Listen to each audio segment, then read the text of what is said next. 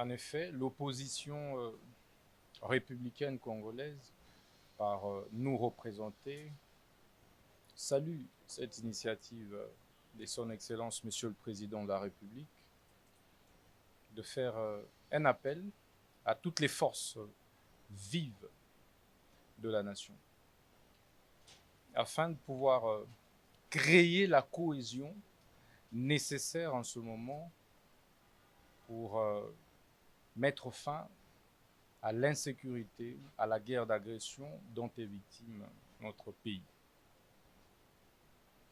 Nous sommes donc nous satisfaits de ces consultations qui sont menées des mains des maîtres par son conseil spécial, le professeur Ebérandé Kachmi. C'est à ce titre que nous, en tant que leaders de l'opposition républicaine congolaise, nous sommes venus répondre positivement à son appel. Pour nous, il faut d'abord écarter la problématique du partage de postes de responsabilité. Parce que le pays est en danger, il est plutôt nécessaire que nous nous concentrions sur des solutions structurelles qui nous permettent de sortir de cette situation de crise.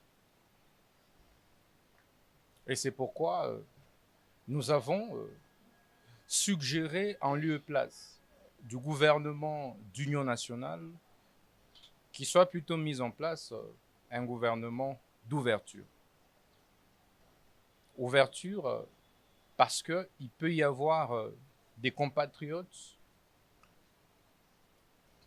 talentueux, épris du patriotisme, qui puissent accepter justement de servir la République en cette période de crise. Et qu'il n'est pas question aujourd'hui de tourner autour des critères comme celui lié au poids politique. Parce que nous devons régler une situation inédite. C'est la guerre qui sévit dans la partie est du pays.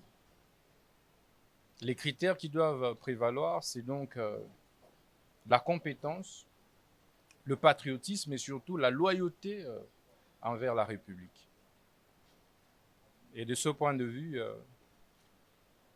le plus important, c'est de maintenir, je veux dire, l'architecture gouvernementale actuelle, avec la première ministre actuelle, Judith Suminwa, mais ajoutée par des réaménagements techniques, quelques membres, pour ne pas casser l'élan du travail qui se fait déjà. Sinon, nous allons passer de l'éternel recommencement à l'éternel recommencement.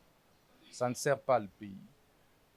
Ici, il ne s'agit pas de la politique des hautes toits des lacs que je m'y mette. Je pouvais dire, oui, en tant que chef de file de l'opposition, il faut plutôt me nommer moi Premier ministre, etc. Mais ce n'est pas ça le plus important. Ce n'est pas ma personne qui pourra résoudre la question d'insécurité qui est à l'est du pays. Il faudrait plutôt qu'ensemble, nous puissions fédérer nos forces pour pouvoir créer une cohésion forte en interne qui nous permette de bouter dehors, hors de nos frontières, l'ennemi qui nous a agressés, l'ennemi qui nous a envahis. Comme je l'ai dit, il s'agit des réaménagements techniques que nous proposons. Ça veut dire en gardant la structure actuelle. En lieu et place de penser que c'est en faisant un gouvernement de 100 membres que les problèmes seront résolus, ou des 30 membres, là n'est pas le problème. Donc le problème de l'insécurité à l'est du pays est d'ordre patriotique d'abord. Nous devons comprendre que le pays est en danger et que nos égos doivent céder place au patriotisme et à la loyauté envers la République. Savez-vous, lorsque un serpent entre dans une maison et trouve parents, enfants en train de se disputer, de se chamailler, je pense que le réflexe normal et naturel, c'est que les membres des familles se fédèrent pour pouvoir tuer les serpents et par la suite revenir sur leurs disputes pour en trouver une solution. Et donc nous sommes exactement dans la même situation. Il ne faudrait pas dire, moi je ne veux pas tuer parce que tel m'a insulté, etc. J'en appelle donc ici au sursaut patriotique, surtout des compatriotes et frères et sœurs de l'opposition, de la société civile qui hésitent encore. Ça ne sert à rien de pouvoir externaliser nos problèmes. Ici est le lieu et le cadre par excellence pour que nous puissions discuter et formuler des propositions concrètes. On ne réglera pas le problème de l'insécurité à l'est du pays en faisant la politique de haute-toi des là que je m'y mette. Parce que ceux qui vont également partir pourront être frustrés. Donc ce n'est pas ça le problème. Donc nous allons alors aller de frustration en frustration. Il faut nous regarder en face pour nous dire la guerre qui sévit à l'Est nécessite la cohésion et que des propositions, s'il y a, autant mieux venir les déposer auprès de l'envoyé spécial du chef de l'État à cet effet. Et c'est pourquoi j'insiste, je réitère mon appel à toutes les forces vives politiques et sociales de la nation, nos frères et sœurs de l'opposition politique, de pouvoir vraiment privilégier l'intérêt supérieur de la nation. Parce que si l'ennemi venait à nous arracher toute la République, nous ne saurons plus où faire l'opposition et nous ne saurons plus où gouverner.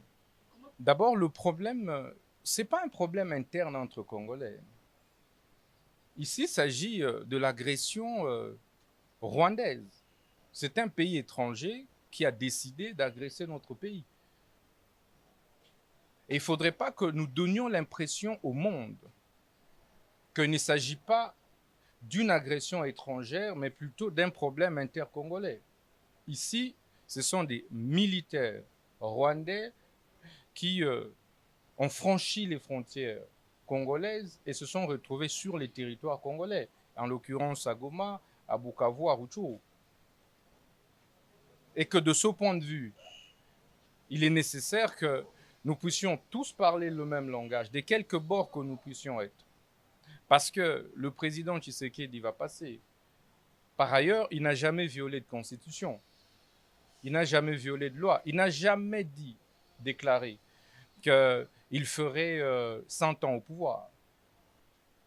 Il n'a jamais dit qu'il n'y aurait pas organisation des élections dans le prochain quinquennat. C'est pour dire en réalité que l'appel du président de la République répond à l'impératif de trouver la paix dans la partie du pays, de trouver donc à travers cette quête de la paix une fédération, une synergie de force, que nous puissions tous nous transcender nos clivages partisans à l'issue des élections de 2023 pour que nous abordions la problématique de l'insécurité dans la partie du pays avec courage. Je rappelle que c'est une question qui ne date pas d'aujourd'hui. Ça fait plus de 30 ans que la partie est du pays vit ce type d'incursion et d'insécurité. Ça fait plus de 10 millions de Congolais qui en sont morts. Donc à un certain moment, nous devons afficher un sens élevé des responsabilités. Et c'est pourquoi je ne pense pas que ce cadre soit celui qui soit destiné en réalité à aborder la problématique du partage de postes. Parce que ce n'est pas en changeant la première ministre que la paix va automatiquement se rétablir dans la partie du pays. Ce n'est pas en changeant les ministres d'État, ministres de la Justice et garde de ce que je suis, que la paix va se rétablir automatiquement dans la partie du pays. Donc, le problème de l'insécurité à l'Est est beaucoup plus transversal, et beaucoup plus multiforme et beaucoup plus profond que ça. Et ça nécessite un minimum de conscience collective. Et cette conscience doit interpeller les uns et les autres. Ça ne veut pas dire que c'est en changeant de format de consultation que la paix va revenir à l'Est. Il faut plutôt savoir quel est l'agenda de l'agresseur. Comment ensemble nous pouvons d'abord le bouter hors de nos frontières pour que, éventuellement, s'il y a des assurances qui doivent être données sur tel ou tel aspect des choses en interne entre Congolais, le soit donné entre nous. Mais c'est pourquoi le président de la République a initié ces consultations. Nous pensons qu'à l'état actuel des choses, le peuple congolais attend que nous puissions, nous acteurs politiques, de l'opposition comme de la majorité, de la société civile, trouver définitivement des solutions structurelles aux problèmes d'insécurité et non apprendre que nous nous réunissons pour que voilà 50% des membres du gouvernement soient accordés à l'opposition, 50% à la majorité ou 40-40-20 sociétés civiles. Ça, on va une fois de plus retomber dans les mêmes erreurs du passé. Il est plus que temps que nous ne puissions pas nous laisser distraire par nos appétits de pouvoir, par nos appétits des positionnements personnels. Il est temps que nous puissions consolider les acquis, ce qui est là.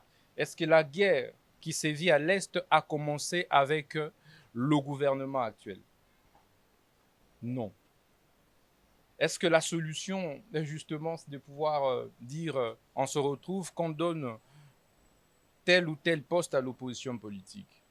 Nous disons non, ça n'est